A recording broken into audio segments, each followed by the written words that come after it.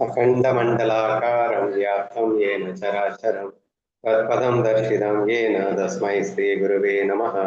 शङ्करं शङ्कराचार्यं केशवं बादरायणं शूद्रभाष्यकृतौ वन्दे भगवन्तौ पुनः पुनः। ईश्वरो गुरुरात्मेति मूर्तिभेदविभागिनि व्योमवद्यात्मदेहाय दक्षिणामूर्तये नमः।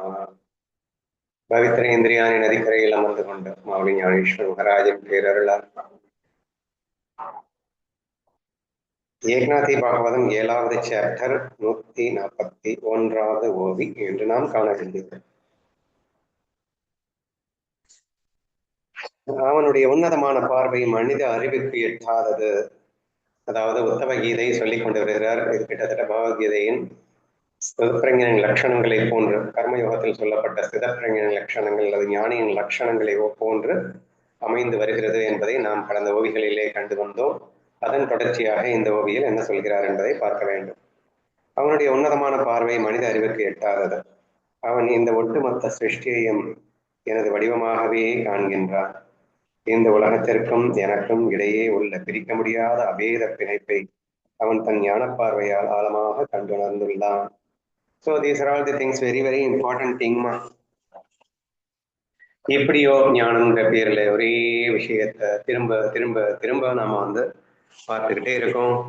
அது பிரம்ம ஞானம்ங்கிற பேர்ல பரபிரம்மம், பிரம்மம் சத்தியா, ஜெகத் நித்யா அப்படிங்கிறதாகட்டும், கிருஷ்ண உணர்வு என்ற பேரிலே கண்ணனே உலகமாக விருந்திருக்கின்றான், இந்த உலகம் முழுக்க அவனது மாயே என்பதாகட்டும், இதைத்தான் மாற்றி மாற்றி நாம ஒவ்வொரு ஓவியிலையுமே புரிந்து கொள்ள ட்ரை பண்ணி கொண்டிருக்கின்றோம். முழுமையான பிரம்ம ஞானத்தை அனுபவிக்கும் வரை நாம் இதை செய்தாக வேண்டும். என்ன ஒரு ஆச்சரியம்னா, இது எத்தனை முறை படித்தாலும் நமக்கு போர் அடிக்காம இருக்குங்கிறது, ஒவ்வொரு முறையும் நமக்கு இன்ஸ்பயர் ஆகிக்கொண்டே இருக்கிறது அப்படிங்கிறது. அது ஒவ்வொரு முறையும் இன்ஸ்பயர் ஆக ஆக நமக்குள்ள ஒரு சேஞ்சஸ் நடந்து கொண்டேதான் இருக்கும். கண்டிப்பாக நாமளும் ஒரு நாள் முழுமையான பிரம்ம பாவத்தை அடைவோம் என்பதில் மாற்று கருத்து இல்லை. சரி, இங்க என்ன சொல்லியிருக்காரு அப்படின்னா, அவனுடைய பார்வை எப்படி இருக்கும்னா கிருஷ்ணா அப்படின்னா சொல்றாரு. அதாவது காணுமிடமெல்லாம் கண்ணனே என்று அவன் பார்ப்பான். இது அவ்வளவு ஈஸியா எல்லாராலையும் புரிஞ்சுக்க முடியாது. அப்படிப்பட்ட பார்வை அவனுடையது. மனித அறிவுக்கு எட்டாததுன்னு சொன்னதுக்கு ரீசன் சொல்லிட்டு இருக்கேன், சரியா? பட் அவன் எப்படி பார்ப்பான் அப்படின்னா, எல்லா இடத்துலையுமே என்னத்தான் பார்ப்பான். No matter how bad the character is. வில்லனா இருக்கலாம், ஹீரோவா இருக்கலாம், முட்டாளா இருக்கலாம், பைத்தியக்காரனா இருக்கலாம், தட் மேட்டர். யாரை பார்த்தாலும் எங்க பார்த்தாலும் நானே இருப்பதாக அவனுக்கு தெரியும். ஒட்டுமொத்த சிருஷ்டியும் எனது வடிவமாக காண்கின்றான். இந்த உலகத்திற்கும் எனக்கும் இடையே உள்ள பிரிக்க முடியாத அபேத பிணைப்பை அவன் தன் ஞான பார்வையில் ஆழமாக கண்டுகொண்டான். ஸோ அபேத பிணைப்பு அப்படின்னா என்ன அர்த்தம்னா, இந்த உலகத்துல எல்லாமே பேதபாதமாக தான் இருக்கும்னு நான் ஏற்கனவே சொல்லிட்டேன். கம்ப்ளீட்டா எதுவுமே every thing is unique in this world அப்படின்னு அர்த்தம். ஒண்ணு மாதிரி இன்னொன்னு இருக்கவே இருக்காதுன்னு அர்த்தம். முதல்ல 84 லட்சம் ஜீவராசிகள் அப்படின்னு சொல்லப்பட்டிருக்கு. ஒவ்வொரு ஜீவராசியுமே ஒரு ஜீவராசிக்குள்ளேயே எடுத்துக்கோங்க. இப்ப மனித இனம்னு எடுத்துக்கிட்டீங்கன்னா ஒரு மனுஷன் மாதிரி இன்னொரு மனுஷன் இருக்க மாட்டாங்க. அப்படின்னா இமேஜின் பண்ணி பாருங்க, what a kind of Veda it is presented in this maya அப்படிங்கிறத இமேஜின் பண்ணி பாருங்களேன். கம்ப்ளீட்டா பேதம் தான். மாயைக்கு டெபினிஷனே நீங்க பேதம்னு சொல்லிடலாம். பேதமா இருந்தா அதுக்கு மாயான்னு பேரு அப்படின்னு கூட சொல்லிடலாம். எல்லாமே வேற வேற வேற வேறன்னு இருக்கக்கூடிய அந்த நிலையில அவன் பார்வை எப்படி பார்க்குதுன்னா, அந்த பேதத்திற்கு மத்தியில் அதை கண்ணனை காண்கின்றான் அவன். அப்படின்னா கண்ணன் ஒருவனே இத்தனை பேதங்களாக சும்மானாக்கிட்டும் பொய்யாக மாயையாக லீலை செய்து கொண்டிருக்கின்றான் என்று காண்கின்றான் அவன். அப்ப லீலைக்கு இம்பார்ட்டன்ஸ் கொடுக்காதனால, லீலை செய்தவனுக்கு இம்பார்ட்டன்ஸ் கொடுக்கறதுனால அவன் கண்ணுக்கு இத்தனை பேதங்களுக்கு மத்தியிலும் அவன் அபேதத்தை காண்கின்றான் என்று புரிகிறதா? ஸோ தட் இஸ் மோர் இம்பார்ட்டன்ட்ங்க. நமக்கு ஒவ்வொரு நாளும் நம்ம படிக்கிறோம், அந்த பேத புத்தி போகுதாங்க. ஆட்டோமேட்டிக்கா நல்லவன் கெட்டவன் பிரிச்சு பார்த்துடணும்ல. ஸோ உயர்வானது, தாழ்வானது, தங்கம், கல்லு, எல்லாமே பித்தளை, எல்லாத்தையும் ஒன்னா பார்க்கக்கூடிய அந்த பேதமற்ற பார்வை அப்படிங்கிறது நமக்கு வரல. ஏன் வரலன்னா, மாயையா பார்க்க முடியல. ஏன்னா இது மாயையா பார்த்தா மட்டும்தான் இது முடியும். அப்ப இங்க என்ன சொல்லியிருக்காரு, அவன் கண்ணனை தவிர வேறு எதுவும் காணுவதில்லை. அப்கோர்ஸ் அவன் கண்ணுக்கு அதுக்காக டிஃப்ரெண்டா தெரியாதுன்னு நினைச்சிடாதீங்க. அவன் கண்ணுக்கு என்னமோ எல்லாமே டிஃப்ரெண்டா தான் தெரியும். அட் தி சேம் டைம் அவனது ஞான பார்வை எப்படி இருக்குன்றதான் நீங்க மெயினா பார்க்கணும். அவனது ஊனப்பார்வையை பார்க்காதீங்க. ஊன கண்களுக்கு கண்டிப்பா அனைத்தும் வேறு வேறாகவே தெரிந்தாலும் அவனது ஞான கண்களுக்கோ அனைத்திலும் என் கண்ணனை ஒளிர்கின்றான், ஜொலிக்கின்றான், நாடகம் நடித்துக் கொண்டிருக்கின்றான் என்ற ஒரு அற்புத பார்வை அவனிடத்தில் இருக்கின்றது என்ற காரணத்தினால் அவனால் இத்தனை வேதங்களுக்கு நடுவிலும் வேதமற்ற ஒரு பார்வையை அவனால் பார்க்க முடிகிறது அப்படிங்கிற விஷயத்த சொல்லியிருக்கிறார். சரியா? ஸோ இது எல்லாமே உச்சகட்ட ஞானத்தை பிகினிங்லேயே சொல்ற மாதிரி தான் இருக்கு இல்லையா?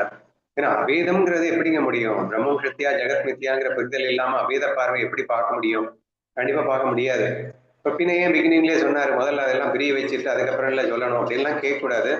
ஏன்னா பக்தியின் ஆரம்பத்திலேயே நம்ம வந்து என்ன சொல்லியிருக்கோம் அப்படின்னா, கடவுளை ஈஸியா நம்பிடலாம்.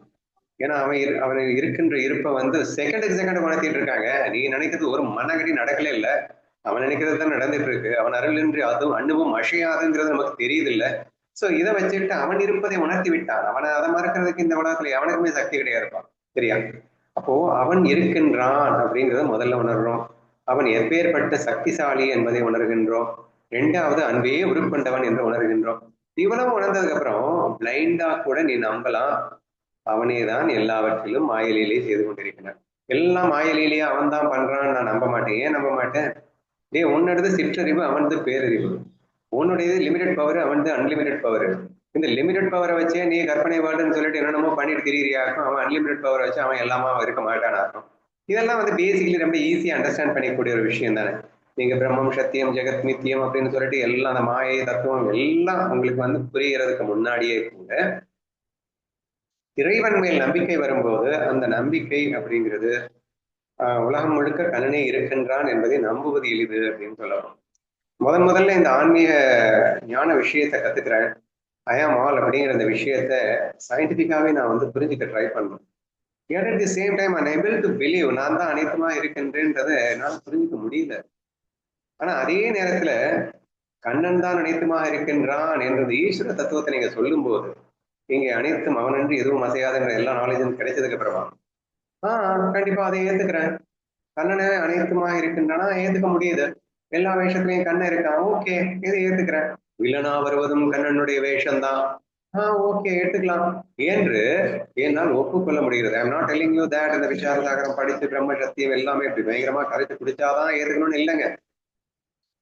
அப்படி கரைச்சு குடிச்சா கூட ஏத்துக்க முடியாம போகலாம். ஆனா ஈஸ்வரனை உணர்ந்தால் ஈஸ்வரனை அனைத்தும் என்பதை புரிந்து கொள்வது எளிதாகவே இருக்கும். பக்தி என்றாலே நம்பிக்கை என்று சொல்வார்கள். ஒருவனை பூரணமாக நம்பும் போது அவன் தான் அனைத்துமாக இருக்கின்றான் என்று சொல்லும் போது அதை நம்புவது ஒன்றும் கடினமாக இருக்காது. ஏன்னா கண்ணனே கீதையில வாயை திறந்து சொல்றான், விஸ்வத்தில் உள்ள எல்லா ரூபமும் நானே, விஸ்வரூபன் நானே. அப்போ அவன் மேல பயங்கர நம்பிக்கை இருக்கு. அவன் வந்து உண்மையானவன் நமக்கு தெரியும். அப்போ அவன் சொல்றான்ல, உனக்கு புரிஞ்சிருச்சா? புரிஞ்சா என்னன்னு புரியல என்னடா, அவன் சொல்லிட்டான்ல, வேற என்ன வேணும் எனக்கு. So that is the real பக்தி. ஸோ அதனாலதான் பக்திக்கு அவ்வளோ இம்பார்ட்டன்ஸ் கொடுக்க வேண்டியது இருக்கு. நீ எல்லாம் புரிஞ்சதுக்கு அப்புறம் நம்பணும் அப்படின்னு உனக்கு புரியவே எத்தனை ஜென்மம் ஆகுமோ தெரியாது. பட் கண்ணன் இருக்கிறதா எல்லாரும் நம்பித்தான் ஆகணும். அந்த நம்பிக்கை நன்றாக இருந்தது அப்படின்னா அந்த கீதையில அவன் சொன்ன வார்த்தையை நம்ம அப்படியே வந்து அக்செப்ட் பண்ணிடுவோம் அப்படின்னு சொல்றேன். எங்களுக்கு இருக்கக்கூடிய பக்தி எல்லாம் வந்து ரொம்ப பிளைண்ட் பக்தி அப்படிங்கிறதுக்கு அந்த வாரியில் அடிக்கடி ஒரு உதாரணம் சொல்லுவாங்க, ஞாபகம் இருக்கா? அதாவது ஏண்டா 5 லட்சம் பேர் 10 லட்சம் பேர் இப்படி ஞானோப்பா துக்காராம் ஞானோப்பா துக்காராம்னு அரை கூகுள் விட்டுக்கிட்டு எங்கடா போறீங்க அப்படின்னா, வீட்டுல பார்க்க போறோம். வீட்டுல பார்க்க போறீங்களா? வீட்டுல எங்க இருக்கான்? பண்டர்பூர்ல எங்களுக்காக காத்துட்டு இருக்கான். ஆஷாடி ஏகாதேசி அன்னைக்கு விட்டல் அந்த பண்டர்பூர் பூராவும் வலம் வருவானா, நாங்கெல்லாம் போறத அவன் பார்ப்பான் அப்படின்னு சொல்றாங்க. நீ போறத அவன் பார்ப்பானா? இத்தனை பேர் ஒண்ணா போனீங்கன்னா எப்படி அவன் தரிசனத்தை பார்க்க முடியும்? சேச்சா, அவனை நாங்க நேர்ல போய் அவன் சிலையை தொட்டாதான் பார்க்கணும்னு அவசியம் இல்லையே. அவனே எங்களை பார்க்க வருவானே. ஆஷாடி ஏகாதேசியில பண்டர்பூர்ல யாரெல்லாம் வந்திருக்காங்க, என் பக்தன் என்ன பார்க்க வந்திருக்கானேன்னு அவன் பார்த்துப்பானே. நான் பார்க்கணும்னு அவசியம் இல்லையே, அவன் பார்த்துப்பானே. என்னடா லூசனமா பேசிட்டு இருக்கீங்க? இப்படி ஒரு பிளைண்ட் பக்தியா? நீ பார்த்திருக்கியாடா அதுக்கு முன்னாடி விட்டல? பார்த்ததில்ல. அப்புறம் வருவாங்கிற பாப்பாங்கிற என்னதான் நீ பேசிட்டு இருக்க? அவரை நான் பார்க்கலன்னாருன்னு என் குரு சொல்லிட்டாருல. யார் சொன்னாரு? இந்த ஞானதேவர் சொன்னார்ல, விட்டலன் வருவான், அவன் எல்லாத்தையும் பார்த்துப்பான், நீங்க வாங்கன்னு அவர் கூப்பிட்டாருல, அதனால போறேன். இவர் எப்படிடா நம்புற? என்ன லூசா நீ? இவரை நம்பாம எப்படி இருக்க முடியும்? எனக்கு புரியலையே அப்படின்னா, இங்க பாரு, ஒரு காட்டுக்குள்ள 10 நாய் இருக்குன்னு வச்சுக்கோங்க. ஒரு நாய் திருடனை பார்த்துருக்கோம். ஒரு நாய் திருடனை பார்க்க வந்தேன், லொன்னு கொலைக்கும். ஒரு நாயோட சத்தத்தை கேட்டு மீதி 9 நாய் திருடனை பார்த்திருக்காரு. ஆனா அவன் பார்த்தான்டான்னு சொல்லிட்டு இவனும் சேர்ந்து கத்துறான்ல. ஏங்க நாய்க்கு இருக்கிற விஷுவாட்டம் கூட அவங்க எனக்கு என் குருநாதர் மேல இருக்காது. என்னடா சொல்றது? அந்த ஒரு நாய் அந்த திருடனை பார்த்துச்சு இல்ல, அது சத்தம் போட்டுடுச்சு இல்ல, அதை நம்பி மீதி 9 நாய் சத்தம் போட்டுச்சு இல்ல. அப்படித்தான் என் குருநாதன் ஞானதேவன் விட்டலனை பார்த்து விட்டான். அவன் விட்டலா விட்டலா என்று கூவன் என்று அவன் சொல்லிவிட்டான். அப்ப நாங்க அவனை நம்பாம இருக்கமா என்றெல்லாம் அவர்கள் கதவை சொல்லும் போது கேட்கும் போது ரொம்ப புல்லரிப்பாக இருக்கும்னு வச்சுக்கோங்களேன். what a kind of blind பக்தி. பிளைண்ட் பக்திங்கிறது நமக்கு குறைச்செல்லாம் இடம் போடக்கூடாதுங்க. அந்த பிளைண்ட் பக்தி தான் அடுத்தடுத்து உனக்கு உன்னதமான ஞானத்தையே கொடுக்க போகுதுங்கிறதையும் நம்ம புரிஞ்சுக்க வேண்டியது இருக்கு அப்படின்னு சொல்ல வரேன். சரியா? சரி, ஓகே. எதுக்காக நான் என்னமோ பேசிட்டு இருக்கேன். ஓகே, இந்த உலகத்திற்கும் எனக்கும் இடையே உள்ள பிரிக்க முடியாத அபேத பிணைப்பை அவன் தன் ஞான பார்வையால் ஆழமாக கண்டுணர்ந்துள்ளான் அப்படின்னு சொல்லியிருக்காரு. இந்த ஞான பார்வை அப்படின்றத வரணும்னா பக்தி உனக்குள்ள மலரணும், நம்பிக்கை மலரணும், கிருஷ்ணா ஃபீல் உனக்குள்ள வரணும். அனைத்தும் கண்ணன் என்ற அந்த புரிதல் முழுமையான ஞானம் பெற்றுதான் வர வேண்டும் என்றும் இல்லை, அவனை நம்பினாலே வந்துவிடும் என்ற ஒரு விஷயத்திற்காக இவ்வளவு நேரம் நான் பாட்டுக்கு பேசிட்டு இருந்தேன். அதன் பிறகு அவன் எந்த திசையை நோக்கி பார்க்கிறானோ அந்த திசையெல்லாம் நானே அவனுக்கு தோற்றமளிக்கிறேன். ஒருவேளை அவன் என்னை நோக்கி பார்க்காவிட்டாலும் அவனுடைய அந்த பாராமுக நிலையும் கூட நானே தானே. என்னமா சொல்லியிருக்காரு. அதுக்கு காணுமிடமெல்லாம் கண்ணன் கண்ணன் நான் சொல்றேன் இல்லையா, அந்த விஷயத்த இங்க சொல்லிட்டார். அதுக்கப்புறம் அவன் எங்க பார்த்தாலும் நான் தான் தெரிவேன். அவன் ஒருவேளை எங்கேயுமே பார்க்காம இருந்தாலும் வந்து பார்க்காம இருக்கிற இடத்துலயும் நான் தான் இருப்பேன். பாராமுக நிலையம் டிஃபரெண்டா சொல்லியிருக்காரு. பார்க்காத நிலையும் கூட நானே தானே. அப்ப அவனை பார்க்காத நிலையாக வைத்திருப்பதே என் கண்ணன் தானே. இப்ப நான் எல்லாத்தையும் பார்த்துட்டு இருக்கேன், கண்ணனை பார்த்துட்டு இருக்கேன். இந்த பார்க்க வைக்கிறதும் கண்ணு, இந்த பார்க்காத நிலையில இருக்க வைக்கிறதும் கண்ணு. அப்ப எல்லாமே கண்ணன்கிற தானையும் தன்னையும் கண்ணன் என்ற ஒரு பார்வையை அவன் வந்து விடுகின்றான். சோ அதுதான் இங்க 2வது வரியில சொல்லப்பட்டிருக்கு. சோ காண்பதெல்லாம் கண்ணன், எந்த திசையை நோக்கி எங்கே பார்த்தாலும் அவனுக்கு கண்ணனே தெரிகின்றான். ஒருவேளை அவன் எந்த நோக்கிலும் பார்க்காவிட்டாலும் கூட அந்த பாராமுக நிலைக்கும் காரணம் கண்ணனே என்று உணர்கின்றான். அப்ப தன்னையும் கண்ணனாகவே பார்த்து விடுகின்றான் என்ற விஷயத்த இந்த ஸ்லோகத்துல நம்ம புரிஞ்சுக்க ட்ரை பண்ணுவோம். அவனுடைய பார்க்கும் பார்வையாக இருப்பதே உலக நாயகனாகிய நான் தான் சொல்லிட்டார்ல. அவனுடைய பார்க்கும் பார்வையே நான் தான். அவன் கண்ணா இருப்பதே நான் தான். அவன் கண்ணை வச்சு எதை பார்த்தாலும் பார்க்கறது அமையில்லை, நான் தான் என்னையே பார்த்துக்கிறேன். பார்க்கலைன்னா நான் தான் என்னையே பார்க்காம இருக்கேன். அவனுடைய பார்க்கும் பார்வையே உலக நாயகனாகிய நான் தான். உலக நாயகம்னு யாரோ நினைக்கிறாருன்னா கண்ணன் தான் உலக நாயகன், ஈஸ்வரன் தான் உலக நாயகன். இவ்வாறாக அவனுக்கும் எனக்கும் இடையே இந்த ஒட்டுமொத்த உலகத்தோடும் சேர்ந்த ஒரு பிரிக்க முடியாத ஐக்கியம் ஏற்பட்டு விடுகிறது. இப்ப கடைசியில என்ன ஆயிடுச்சு? அவன் எல்லா இடத்துலயும் கண்ணனை பார்ப்பான், கண்ணனை பார்ப்பான், கண்ணனை பார்ப்பான், அவனே கண்ணனா ஆயிடுவான். That is the most important thing. Krishna second stage அடிக்கடி சொல்லிட்டு இருக்கேன். So finally you should consider yourself also as a Krishna அப்படின்னு சொல்லுவோம் இல்லையா? ஸோ அந்த feeling is very very important. அதான் இங்க சொல்லியிருக்காரு. இவ்வாறாக அவனுக்கும் எனக்கும் இடையே ஒட்டுமொத்த உலகத்தோடும் சேர்ந்த ஒரு பிரிக்க முடியாத ஐக்கியம் ஏற்பட்டிருக்கிறது. ஏன்னா தி moment I become Krishna, then I become world. நான் கண்ணன்ட்ட மட்டும்தான் ஐக்கியமாவேன், ஆனா கடைசியில பார்த்தா வேர்ல்டே ஐக்கியமாயிருப்பேன். அது எப்படிறான்னா கண்ணன் தானே வேர்ல்டா இருக்கான். அதுதான் ஏற்கனவே எனக்கு தெரிஞ்ச விஷயம் தானே. இப்ப நானும் கண்ணன் புரிஞ்ச மொமெண்ட்ல ஹவ் தி ஐக்கிய பாவனா இஸ், நான் கண்ணன் உலகம் அத்தனையும் ஒன்றாக ஐக்கியமாகின்ற அற்புதம் அல்லவா நடக்கின்றது என்று அற்புதமாக சொல்லியிருக்கிறார். இந்த உலகம் முழுவதுமே நானாக மாறும்போது அங்கே தான் நான் என்ற வேத பேச்சுக்கு இடமில்லாமல் போய்விடுகிறதே. இவ்வாறாக அவன் முழுமையான சமத்துவ பாவத்தோடு என்னுடனேயே இரண்டரை கலந்து விடுகிறான்.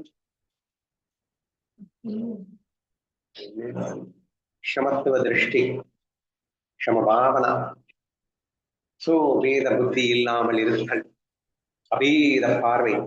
சோ இதைத்தானே மீண்டும் மீண்டும் சொல்லிட்டு இருக்காரு. இது ரொம்ப ஈஸி. எப்படின்னா நீ எல்லாத்தையும் கண்ணனா பாத்துரு, உன்னையும் சேர்த்து கண்ணனா பாத்துரு, அதுக்கப்புறம் எங்க இருந்து நீ வேதத்தை காண முடியும்? முதல்ல சொன்னேன்ல, எத்தனை வேதங்களுக்கு மத்தியிலும் அவன் கண்கள் அபேதத்தை காண்கின்றது அப்படின்னு சொன்னான். 84 லட்சம் உயிரினங்கள் இருக்கட்டும், எவ்ரிதிங் இஸ் யூனிக் இருக்கட்டும், எல்லாமே வேற வேற இருக்கட்டும்டா. But the moment I consider myself as a Krishna and the Krishna himself appears as many, then I am also the Krishna. அதாவது இங்கே வேதம் அவனால காண முடியாது. ஏன்னா எல்லா இடத்துலயும் தன்னை காண்கிறான்னு சொல்லலாம் அல்லது கண்ணனை காண்கின்றான்னு சொல்லலாம். அப்புறம் எங்கிருந்து பேதத்தை நீ பார்க்க முடியும்? அப்போ ஆட்டோமேட்டிக்கா சமத்துவ பாவம் அவனுக்கு வந்து வருகிறது. சமத்துவ பாவத்தோடு என்னுடையனேயே கலந்து விடுகிறது. ரொம்ப முக்கியம். சரியா? இப்ப கண்ணனும் நானும் ஒன்றுன்ற அந்த பேச்சுக்கும் வந்துடுது. அதுக்கப்புறம் அந்த உலகத்துல நான், அவன், உலகம் எல்லாமே ஒன்னாயிடுச்சு. எல்லாம் ஒன்னானதுக்கு அப்புறம் தான் வேற, அவன் வேற, இவன் வேற, எப்படிதான் அங்க வரும்? வேத பாவத்துக்கு இடம் இல்லை. மனதின் கற்பனைகளையும் இயல்புகளையும் துறந்து என்னை இவ்வாறு மிக எளிதாக அடைந்தவனுக்கு எல்லையற்ற துயரங்களை தரும் மறுபிறவி என்பது இனி எவ்வாறு உண்டாக முடியும்? ரொம்ப சுகமா சொல்லியிருக்காரு, நல்லா புரிஞ்சுக்கோங்க. மனதின் கற்பனைகளையும் இயல்புகளையும் துறந்து, மனோ தர்மத்தை துறந்தா மட்டும்தான் இது புரியும். நீ இன்னமும் மாயை உண்மை நம்பிக்கிட்டு இந்த மாயையில இருக்கக்கூடிய எண்ணங்களை வச்சுக்கிட்டு இந்த எண்ணத்தோட உறவாடிக்கிட்டு இருந்தேன்னு வச்சுக்கோயேன், உருப்பிட மாட்டேன்.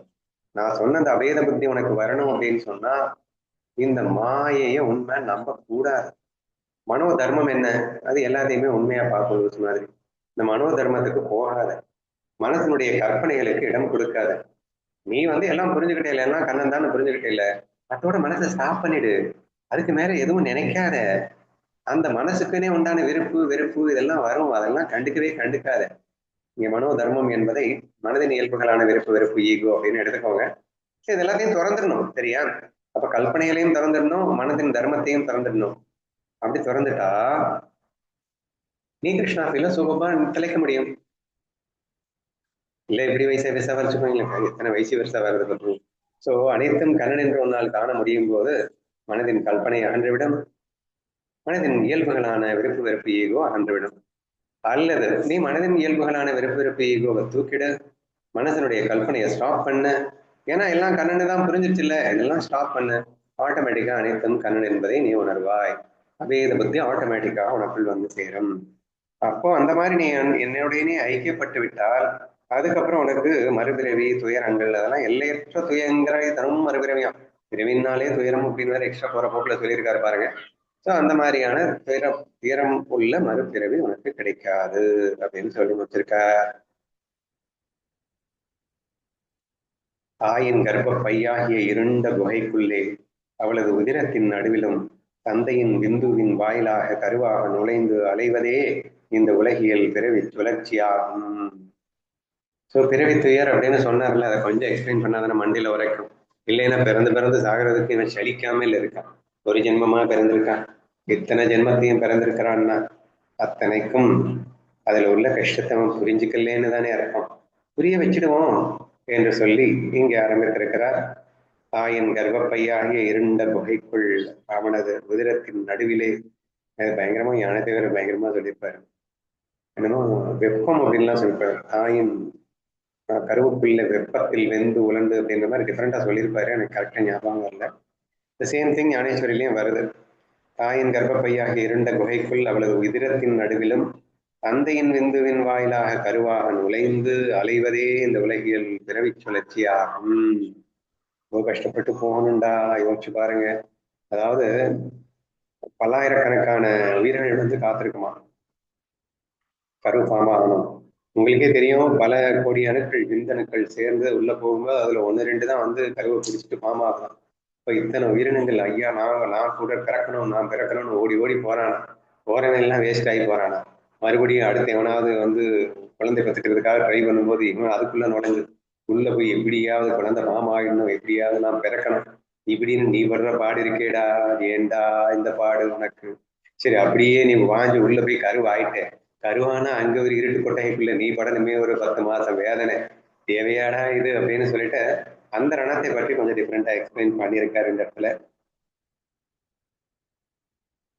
தாயின் வயிற்றின் வளம் மற்றும் மூத்திரத்தின் குவியலுக்கு நடுவே மூக்கு வாய் மார்பு மற்றும் தலை ஆகியவற்றின் கிருமிகள் மொய்க்க. யாரும் சொன்னாங்க அப்படிதானே நீ வந்து அப்படின்னா, இல்லையே மலை மலை இருக்கிற இடம் வேற, பாப்பா இருக்கிற இடம் வேற அப்படின்னு சொன்னா நான் சொன்னதுக்குதான் பாப்பா சொன்னான். ஞானத்தேவர் இவரு தெரியாது அப்படின்னு நினைச்சுக்காது, எனக்கு எல்லாம் தெரியும். சோ மலம் மற்றும் மூத்திரத்தின் குவியலுக்கு நடுவே மூக்கு வாய் மார்பு மற்றும் தலை ஆகியவற்றில் கிருமிகள் மொய்க்க 9 மாதங்கள் வரை அந்த கருவானது விந்து விந்து தவிக்கிறது. அப்படியே ஞானதேவர் சொன்னதுதான் இங்க சொல்லியிருக்காரு. சரி. தாயின் ஜடராகினியின் விருப்பின் நெருப்பில் வாயில் அந்த கருவின் பிண்டம் தள்ளப்பட்டு மீண்டும் மீண்டும் வெந்து உரி அந்த பாசறையிலேயே உடலின் உறுப்புகள் வடிவம் பெறுகின்றன. அப்பப்பப்பா, இந்த தங்கத்தை வந்து உருக்கி உருக்கி அதை வந்து ஏதோ நகைகள் பண்ணுவாங்களாம். சார் அந்த மாதிரி இல்ல சொல்லியிருக்காரு. வெந்து வெந்து உருகி அந்த பாசறையிலே உடலின் உறுப்புகள் வடிவம் பெறுகின்றன. ரொம்ப தங்கத்தை கொல்லாசாரி வந்து இப்படி வடிவமைக்கிற மாதிரி கஷ்டப்பட்டு வந்திருக்கோம்ப்பா நம்ம எல்லாம். கர்ப்ப வாசலில் அனுபவிக்கும் அந்த வேதனைகளும் பலதரப்பட்ட துன்பங்களும் விவரிக்க முடியாதவையப்பா. ஓ ரகுநந்தனா, இத்தகைய பிறவி எனக்கு வேண்டவே வேண்டாம் என்று நினைக்கும் போதே மனதிற்குள் மிகுந்த அருவருப்பு உண்டாகிறது. ஸோ அந்த பிறவியை நினைச்சாலே நமக்கு அருவருப்பு தான் வரணும். ஏன்னா அவ்வளோ கஷ்டம் அது. இது நம்ம புரியாம இருக்கோம் அப்படிங்கிறதுனால நமக்கு புரிய வைக்கிறதுக்காக இவ்வளோ டீட்டெயிலாக சொல்லியிருக்கார். இவை எல்லாவற்றிற்கும் மேலாக ரிஷப காற்று குழந்தையை வெளியே தள்ளும் போது உடல் முழுவதிலும் கடுமையான வலி எழுகிறது. இவ்வாறாக பிரசவ காலத்தின் கொடிய துன்பத்திற்கு பிறகே இந்த உடலின் பிறப்பு நிகழ்கிறது. இந்த வெளியே வரும்போது வேற பயங்கர கஷ்டப்பட்டுதான் வருவோம் போலப்பா. அதனாலதான் அழுதுகிட்டே பிறக்கிறோம் போலப்பா. மலையில இருந்து தள்ளி விட்ட மாதிரி இருக்கும். மலையில இருந்து தள்ளி விட்ட மாதிரி. ஸோ அது வந்து உள்ள இருந்து வெளியே வரும்போது பிரசோதி வாதம் ஒரு பெரிய காத்தை வந்து புஷ் பண்ணி அவனை வெளியே தள்ளும் போல அந்த குழந்தைய வெளியே தள்ளும் போது உடல் முழுவதிலுமே பயங்கரமான வலி ஏற்படுமா. அப்படி பிரசவ காலத்தின் கொடிய துன்பத்தின் அம்மாவுக்கு தான் வலி ஏற்படும் நம்ம நினைச்சிட்டு இருக்கோம். நீங்க அம்மாவுக்கு வலி இல்லப்பா, பிஞ்சு சிசு அந்த குழந்தைக்கே வலி பிச்சு எடுக்கிறது அப்படின்னு எக்ஸ்பிளைன் பண்ணியிருக்காரு. ஸோ அந்த வலி எழுகிறது. இப்படித்தான் பிரசவத்தின் கொடிய துன்பத்திற்கு பிறகுதான்டா நீ பிறக்கிற அப்படின்னு சொல்லியிருக்கார். இத்தகைய அசுத்தமான பிறவியை அந்த உன்னத மனிதர்கள் மீண்டும் அடைவதே இல்லை. நரோத்தமர்கள் எவர்கள் எனது பரமபதத்தை அடைந்து விட்டார்களோ அவர்கள் சமத்துவ பாவத்தினால் புருஷோத்தமர்களாகவே மாறிவிடுகிறார்கள். உத்தம புருஷனாகவே மாறிவிடுகிறார்கள்.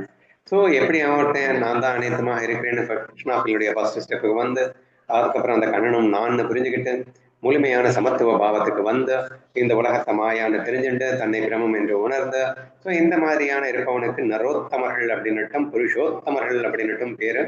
இவனுங்க திரும்பி அந்த பிறப்பு எடுத்துக்கணும். அந்த பிறப்பினால் வரக்கூடிய கொடிய துன்பங்களையும் அடைய வேணும்ன்ற கஷ்டம் இவங்களுக்கு இல்லப்பா அப்படின்னு நம்மளே என்கரேஜ் பண்றார், மோட்டிவேட் பண்ணுகிறார். அவர்களின் உள்ளேயும் வெளியேயும் நானே துணையாக இருக்கும்போது அவர்களுக்கு பிறப்பை பற்றிய பேச்சுக்கு இடமில்லை. அவர்கள் காலனையும் ஒரு பொருட்டாக மதிப்பதில்லை. உடனடியாக எனது வடிவத்தை வந்தடைகிறார்கள்.